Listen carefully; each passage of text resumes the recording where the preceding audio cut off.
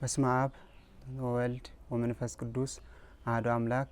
በስመ አብ ወወልድ ወመንፈስ ቅዱስ አሐዱ አምላክ። በስመ አብ ወወልድ ወመንፈስ ቅዱስ አሐዱ አምላክ። ይትባረክ አምላከ አበዊነ ለዘ አብጽሐነ እስከዛቲ ዕለት ወሰላም ወደሃና ኦ እግዚእነ ወአምላክነ ወፍጣሪነ መድኃኒነ እግዚእ ዘአስተጋባእከነ እምአርባዕቱ ማዕዘናት ዓለም ሀበዛት ቅድስት ሀገር ሀበዛት ቅድስት ርትዕት ተዋሕዶ ሃይማኖት ወበእንተዝ እጹብ ግብርከ ለከ ይደሉ ስብሐት ወአኮቴት ኦ ንግሥተ ሰማይ ወምድር ወላዲተ አምላክ ንጽሕተ ንጹሐን ቅድስተ ቅዱሳን እግዝእተ ኩሉ ፍጥረት ህጥእተ ምሳሌ እምነ አምሳላት ቀርብት ለአይን እምቀራንብት ለከ ይደሉ ስብሐት ወአኮቴት ኦ ቅዱስ መስቀለ መድኃኔ ዓለም ቅዱሳን መላእክት ቅዱሳን ነቢያት ሐዋርያት ሰማዕታት ጻድቃን በበአብያትክሙ ለክሙ ይደሉ ስብሐት ወአኮቴት እፋደርክሙ ለይኩን የቅዱሳን አምላክ መድኃኔ ዓለም በቸርነቱ ይህንን ቅዱስ ዕለት በተቀደሰ ቦታው ስሙ እንድናመሰግን ስለ ቅዱስ ቃሉ እንድንማማር ከነበርንበት የሰበሰበን መድኃኔ ዓለም ስሙ ለዘላለም የተመሰገነ ይሁን። ለይኩን ዛሬ እንደምናውቀው የመብርሃን ቃል ኪዳን የተሰጠባት ዕለት የመታሰቢያዋ ዕለት ነው እና እሱን በተመለከተ እንደ እግዚአብሔር መልካም ፍቃድ እንማራለን።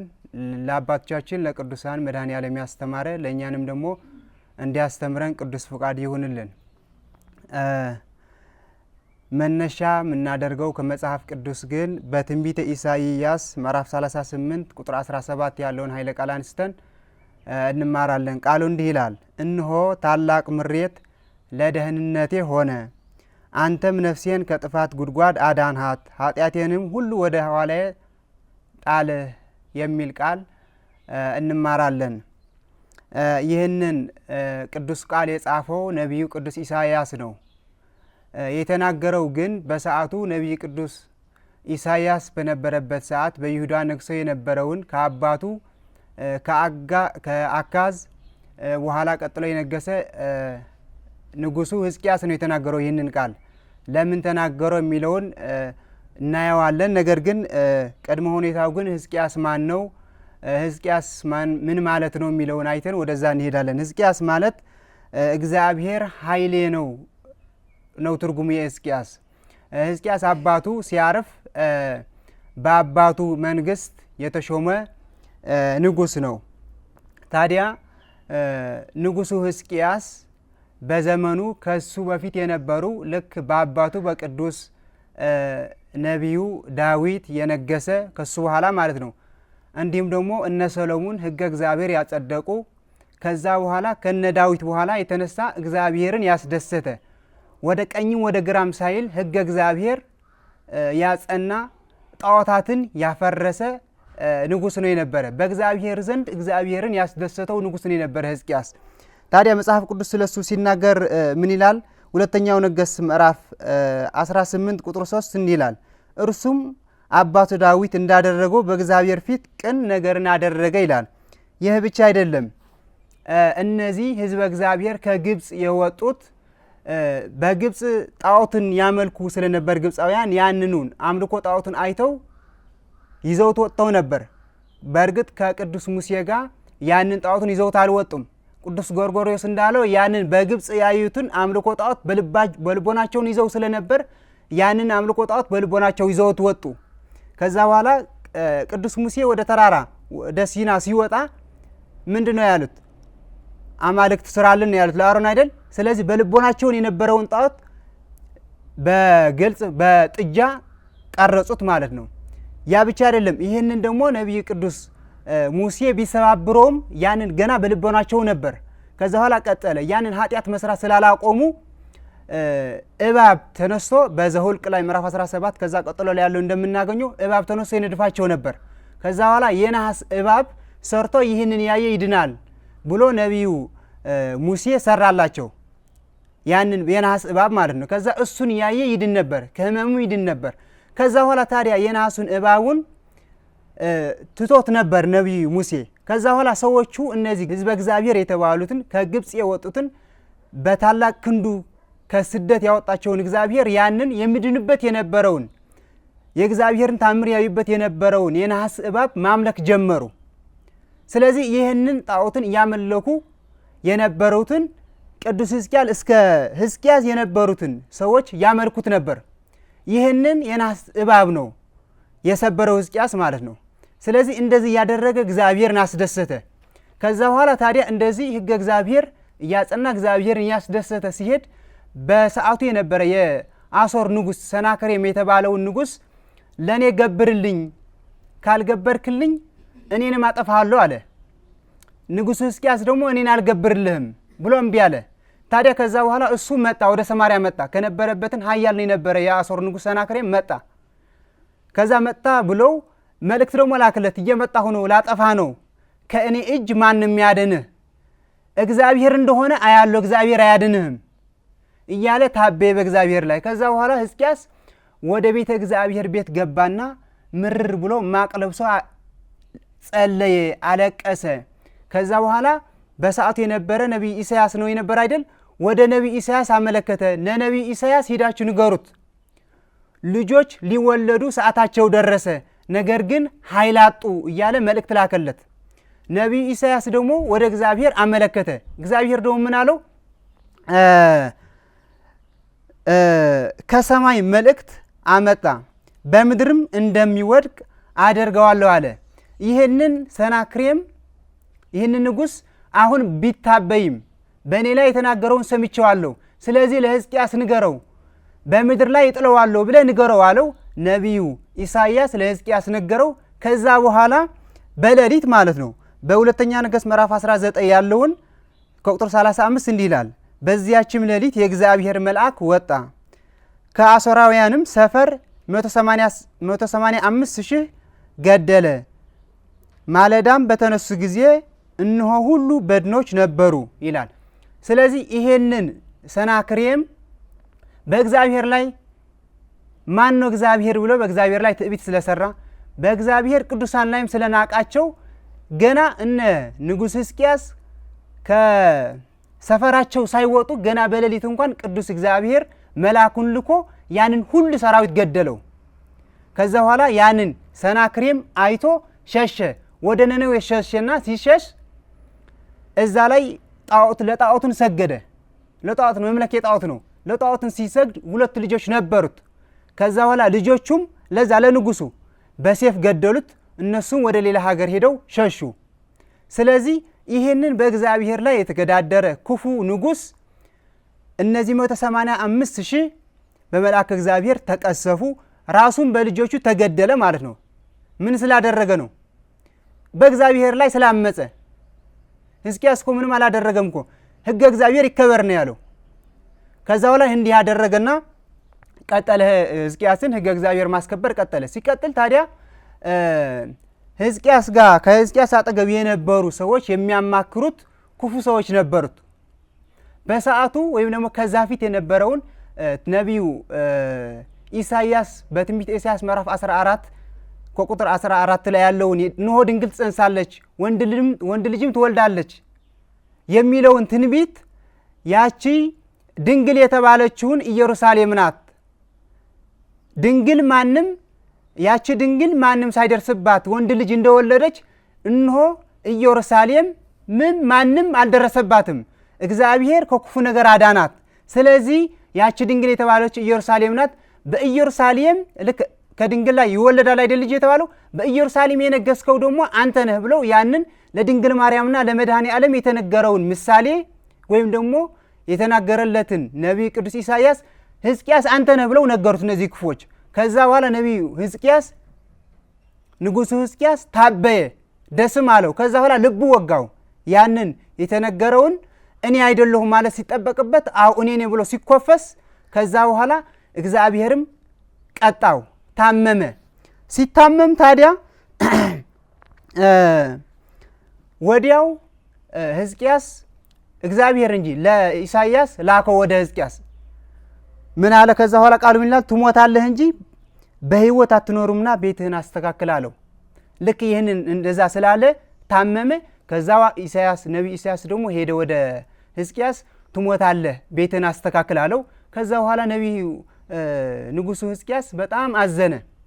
ጌታዬ ፈጣሪ እግዚአብሔር ሆይ በሕፃንነቴ ሕግህንና ስርዓትን እንዳከበርኩ እወቅ፣ የአባቴ ዳዊት አምላክ ይቅር በለኝ ብሎ ምር ብሎ አለቀሰ። ከዛ በኋላ ሕዝቅያስ ያንን ኢሳይያስ ነግሮት ነው ወዲያው ሄደ።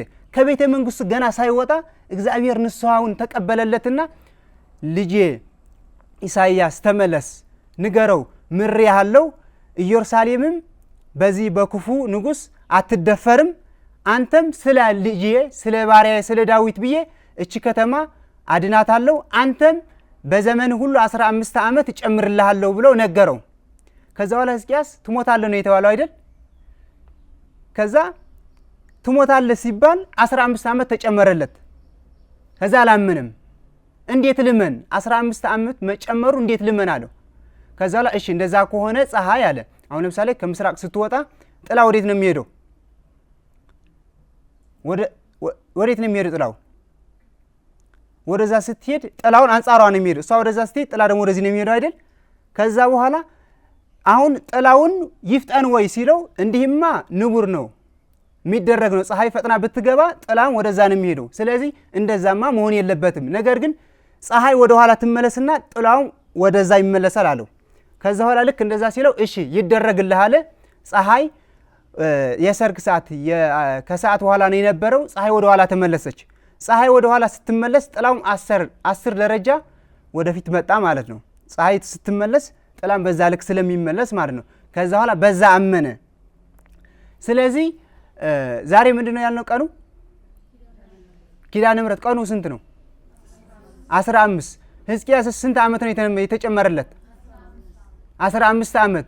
አባ ጊዮርጊስ ሚልናታል ድንግል ማርያምን አንቲ ውእቱ ወሳኪተ እድሜሁ ለሕዝቅያስ ነው የሚላት። አንቺ ለሕዝቅያስን እድሜ የጨመርሽለት አንቺ ነሽ ይላታል ማለት ነው አባ ጊዮርጊስ።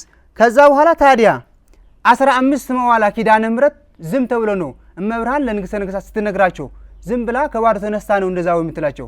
ቅዱሳት መጻሕፍትስ ምን ይላሉ? እመብርሃንስ በ15 ዓመት ምን ሰርታለች የሚለውን አይተን ትምህርታችን እናጠቃልላለን ማለት ነው። ነገር ግን ምሳሌ የሚሆነን ኪዳነ ምሕረት በ15ኛው በሚያዝያ በሁለተኛው ወር በ15ኛው ላይ ቃል ኪዳን የተቀበለችው ልክ በብሉይ ኪዳን ደግሞ በኦሪት ዘጸአት ምዕራፍ 16 ቁጥር 1 ላይ እንዲህ ይላል ከኤልም ተጓዙ የኢትዮጵያ ልጆች ማህበርን ሁሉ ከግብፅ ሀገር ከወጡ በኋላ በሁለተኛው ወር ከወሩም በ15ኛው ቀን በኤልምና በሲና መካከል ወዳለችው ወደ ሲን ምድረ በዳ ወጡ።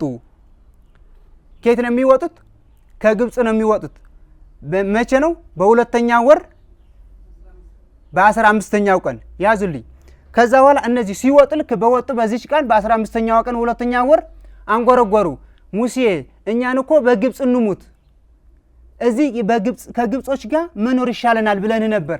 አሁን ግን እዚህ ወጠን በረሃብ ልንሞት ነው ወይ ያወጣህን? ሬሶቻችን ለኮንቱ ሊበተኑ ወይ? ለዚህ ነው ያወጣህን ብለው በእግዚአብሔር ላይ አጉረመረሙ፣ በሙሴ ላይም አጉረመረሙ። ከዛ በኋላ እግዚአብሔር ታዲያ ምን ይላቸዋል? እነሆም የእግዚአብሔር ክብር በደመናው ታየ። እግዚአብሔር ሙሴም አለው የኢትዮጵያ ልጆች አንጎረጎሩ፣ ማንጎራጎራቸውም ሰማሁ። ወደ ማታ ስጋን ትበላላችሁ፣ ማለዳም እንጀራ ትጠግባላችሁ፣ እኔ እግዚአብሔር አምላካችሁ እንደሆንሁ ታውቃላችሁ በላቸው አለው። ማን ነው የተናገረ ያለው? እግዚአብሔር። ምንድን ነው ያላቸው? በዛን ዕለት ነው የሚላቸው። በዛን ዕለት በ15ኛው ቀን ማታ ምን ትበላላችሁ? ስጋ ትበላላችሁ፣ ለጠዋትም ደግሞ ለንጋታው ደግሞ እንጀራ ትበላላችሁ አለ። ያቺ ደመና ግን ማን ናት? ወላዲተ አምላክ ናት። ቅዱስ ያሬድ ምን ይላታል? አይ ኢቲ ዛቲ ቀሊል ደመና እንተ ትጸውር መና ማርያም ኢቲ ንጽሕት በድንግልና አልባቲ ሙስና ይላታል። ደመናን መናን የተሸከመች ያቺ ደመና ማን ናት? እችማ ድንግል ማርያም ናት። ምንም እንከን የሌለባት ድንግል ማርያም ናት ብሎ ቅዱስ ያሬድ ያመሰጥረዋል። ያቺ ደመና ማን ናት? ድንግል ማርያም ናት። ያቺ ደመና ደግሞ ምንድነው ያዘነበችው? መና ናት አይደል? እግዚአብሔር በደመናው ላይ ተገለጠ። ደመናው ደግሞ እግዚአብሔር በደመና ላይ ተገለጠ አይደል? እግዚአብሔር ደግሞ መናውን አወረደ። ያንን መና ያወረደውን ማን ናት? ኪዳነ ምሕረት። መቼ ነው ያወረደላቸው? እነዚህን በሁለተኛው ወር በ15ኛው ቀን ማለት ነው። አሁንስ በርትዕ ተዋሕዶ ሃይማኖት ኪዳነ ምሕረት መቼ ነው? በሁለተኛው ወር በ15ኛው ቀን ምን ተሰጣት? ቃል ኪዳን ተሰጣት ማለት ነው። ይህንን ግን አማናዊ ስጋ ወደሙ መሆኑ መድኃኔ ዓለም መውለዳ ደግሞ በብስራተ ዮሐንስ ምዕራፍ 6 ከ48 ከ50 ላይ ያለውን ጊዜ ስለሌለ እያሳጠርኩት እሱን አብራራዋለሁኝ። እንዲህ ይላል መድኃኔ ዓለም 5000 ህዝብ ከመገበ በኋላ እነዚህ ህዝብ ይከተሉት ነበር። ከዛ በኋላ ሲከተሉት እሱ ያንን ምሳሌ ወይም ደግሞ ያንን በልተውት የሚያልቀውን ምግብ ቢመግባቸውን ያንን ተአምር ሙሴ እንዳደረገ እሱም ይህን አድርጎ አሳያቸው። ከዛ በኋላ ግን ወደ አማናዊ ስጋ ወደሙ ሊያመጣቸው ሲል ይህንን የተነገረውን ቃል የሙሴውን ምሳሌ አድርጎ ያመጣላቸዋል፣ ይነግራቸዋል። እንዲህ ይላል በዮሐንስ ምዕራፍ 6 ቁጥር 48 እስከ 50 እንዲህ ይላል የህይወት እንጀራ እኔ ነኝ። አባቶቻችሁ በምድረ በዳ መና በሉ ሞቱም። ሰው ከእርሱ በልቶ እንደማይሞት ከሰማይ አሁን የወረደ እንጀራ ይህ ነው አላቸው። ይህ ከሰማይ የወረደ ማን ነው? ማን ነው? መድኃኔ ዓለም ነው። ያንን መና አማናዊ መና የወለደችስ ማን ናት? ወላዲተ አምላክ ናት። ለዚህ እኮ ነው አባ ሕርያቆስ በቅዳሴው ላይ ሚላታል ኦ ማርያም ወበእንተዝን አፈቅረኪ እስመ ወለድኪ ለነ መብልዐ ጽድቅ ዘበአማን ወስተ ሕይወት ዘበአማን ይላታል። ማርያም ሆይ ለዚህ ነው የምንወድሽ የምናፈቅርሽ፣ እውነተኛው የሆነውን መብል ስለወለድሽልን እናመሰግንሻለን፣ እውነተኛ የሆነውን መጠጥ ስለወለድሽልንም እናመሰግንሻለን፣ እናፈቅርሻለን ብሎ የሚያመሰግናት አባ ሕርያቆስ ስለዚህ ነው ማለት ነው። ስለዚህ ያቺ ከግብፅ የወጡትን የተራቡትን ህዝብ እመብርሃን በሁለተኛ ወር በ15ኛው ቀን እንደመገበቻቸው በአዲስ ኪዳንም አማናዊ ስጋ የሚሆነውን መድኃኔ ዓለም የወለደችልን ማናት? ኪዳነ ምሕረት ናት ማለት ነው።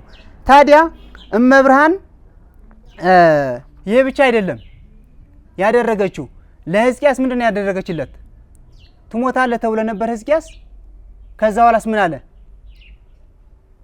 እድሜ ተጨመረለት። ታዲያ እድሜ ሲጨመርለት ሕዝቅያስ ምንድን ነው ያለው? እነሆ ያ ታላቅ ምሬት ለደህንነቴ ሆነ ነው ያለው። ምንድን ነው የተባለው? ትሞታለህ ነው ተብሎ ነበረ። ያኔ አስቡት እንግዲህ ሁላችን ትሞታለህ ስንባል አይደለም ትሞታለህ ተብለን ታመን እንኳን እንዴት እንደሚያስጨንቀን። ስለዚህ ምንድን ነው የሆነው? ያ ታላቅ ምሬት ለደህንነቴ ሆነ ነው ያለው። ስለዚህ ከዚህ በኋላ ደግሞ አንድ ታምር ነው ያለን ደግሞ ቀጥለን ማለት ነው። እመብርሃን ደግሞ የእመብርሃን ወዳጅ የነበሩ አባ ጨገ ዮሐንስ ወይ ደግሞ ጽጌ ዮሐንስ በህፃንነታቸው እንደተወለዱ በ5 ዓመታቸው ወደ ገዳም ወጡ። ወደ ገዳም ሲወጡ እመብርሃን ያያታል። ልጇን መድኃኔ ዓለም እያጠባች ያያታል። ከዛ በኋላ ሄደው ሰገዱላትና ሲሰግዱላት እመብርሃንን አንተ የምትሰግድልኝ እኔን ታቀኛለህ አለችው። ዮሐንስ ብላ ስማቸው ነው። ዮሐንስ የምትሰግድልኝ እኔን ታቀኛለህ አለቻቸው። ስሜን በአፍሽ የጣፈጠ እንዴት አላውቅሽም ይሏታል። ከዛ በኋላ በእጇን ልጅ ነውና እንዳይደነግጥ ብላ ፈገግ አለችላቸው። ከዛ በኋላ ጠራቻቸውና ያዘቻቸው፣ ከጥቶም አጠበቻቸው። ከዛ በኋላ እንደማይሞት መሰለው። ያንን ከዛ በኋላ እኮ ከቤተሰቦቹ ሲወጣ እኮ ወዮልኝ እያለ ወዮልኝ እኔ ኃጢአተኛ ያለ ነው የወጣው። የእመብርሃንን ጡት ሲጠባ ግን እንደማይሞት መሰለው። ከደስታው የተነሳ የሚናገረውን አጣ። ከዛ በኋላ ስትለየው እመብርሃን ወላዲተ አምላክ ሆይ እኔን ካንቺ ከሚለይ በዚህ በገደል ራሴን ልወረውር፣ ጦር ኩናትም ይግደለኝ፣ መሞት ይሻለኛል ካንቺ ከሚለይ ሲሏት፣ ገና ልጄ አሁን የ5 ዓመት ነህ፣ ገና 500 ዓመት ትኖራለህ አለቻቸው። ማናት እንደዛ ምትላቸው? እሳቸው ምንድን ነው ያሉት? ካንቺ ከሚለይ አሁን ብሞት ነው የሚሻለኝ አሏት። ገና 500 ዓመት ትኖራለህ አለቻቸው። ኖሩ 50 ዓመት በፀሐይ 50 ዓመት በጨረቃ 50 ዓመት በሌላ እየኖሩ በምድርም እንደዛ እየኖሩ ዘመናቸውን 505 ዓመት ኖረው አባ ጽጌ ዮሐንስ ከዚህን ዓለም አርፈዋል ማለት ነው። ኢትዮጵያዊ ጻድቅ አቡነ ጽጌ ዮሐንስ ማለት በረከታቸው ይደርብን። ስለዚህ እመብርሃን ለሕዝቅያስ ምንድን ነው ያደረገችላቸው? እድሜ ጨመረችላቸው ኪዳነ ምሕረት። አሁን ወደኛ እናምጣው። ይሄን ነው ሰዎች ምንድን ነው የሚሉን? እኛም እንኳን ምናልባት ምንድን ነው ያሉት ንግሥተ ነገሥታት መዳን የሚፈልገውን ሕዝብ ሁሉ በኪዳነ ምሕረት ደርሼለታለሁ ነው የተባለ አይደል? እኛንም ከጠፋንበት ሁሉ እመብርሃን ሰብስባ በቃል ኪዳኗ እዚህ ገዳም ላይ ተሰብስበናል። ሰዎች ግን ምንድነው የሚሉን? ትጠፋላችሁ፣ መቅበሪያ የላችሁም፣ እናንተ ኮንቶዎች ናችሁ ቢለው መከራ ያበዙብናል አይደል? ግን ያንን ሁሉ መከራ አልፎ ከቅዱስ ሕዝቅያስ ሆነን ምን እንላለን? ያ ታላቅ መከራ ለደህንነቴ ሆነ ብለን ከእግዚአብሔር ጋር እናመሰግናለን። ይህንን እንድናደርግ ይህንን ደግሞ እንድናመሰግን የምታደርገን ደግሞ ማናት? ኪዳነ ምሕረት ናት። ይህንን እንድናደርግ እኛ ከጸናን እመብርሃን የታመነች ናት። ገና ሳይትወለድ እንኳን ለሕዝቅያስ 15 ዓመት የጨመረት ያንን ሐዘኑም ለደስታ የቀየረች እኛንማ ተወልዳማ እንዴት እንደዚህ አታደርግልንም? ከኛ የሚጠበቀው ምንድነው ታዲያ? መጽናት ብቻ ነው። ሕዝቅያስ ምንድን ያደረገው? አለቀሰ ነው የሚለው። ወዲያው ሲነገረው ሕዝቅያስ ገና ሳይወጣ ነቢይ ኢሳያስ ከግቢው ከቤተ መንግስቱ ሳይወጣ ገና ነው ተመለስ ንገረው 15 ዓመት ጨምሬልሃለሁ ያለው። ስለዚህ መከራ ቢደርስብንም ሰዎች እኛ ቢያንጓጥጡብንም እነሆ ያ ታላቅ ምሬት ለደህንነት የሆነ ብለን ከቅዱሳን ጋር እናመሰግናለን። አሁንም እናመሰግናለን። ነገ በሚያጋጥመንም ሁሉ እንዲህ ብለን እንዘምራለን። አሁንም ላይ ያልፍ ይመስለናል። ትሞት እንደሞት ሊመስልብን ይችላል። ነገ ግን ያልፋል። ከቅዱሳን ጋር እናመሰግናለን። እንዲህ እንድናመሰግን እኛንም ሕዝቅያስ እንዳደረገውን በሚገጥመንን ሁሉ እግዚአብሔር እየጠየቅን እንድንሄድ የቅዱሳን አምላክ ይርዳን። እመብርሃን ኪዳነ ምሕረት ደግሞ በቃል ኪዳኗ መዳንም የሚፈልገውን ሕዝብ ሁሉ ደርሼልታለሁ እንዳለን መዳን ፈልገን በደጇ መጥተናል። እመብርሃን በጥላዋ በመቀነቷ አስራ በርትዕ ተዋሕዶ ሃይማኖት ታጽናን። ወስብሐት ለእግዚአብሔር ወለወላዲቱ ድንግል ወለመስቀሉ ክቡር። ይትአኮቶ ይሴባ ስምነ ለእግዚአብሔር አምላክነ ወትረ በኩል ጊዜ በኩል ሰዓት ይቆየን።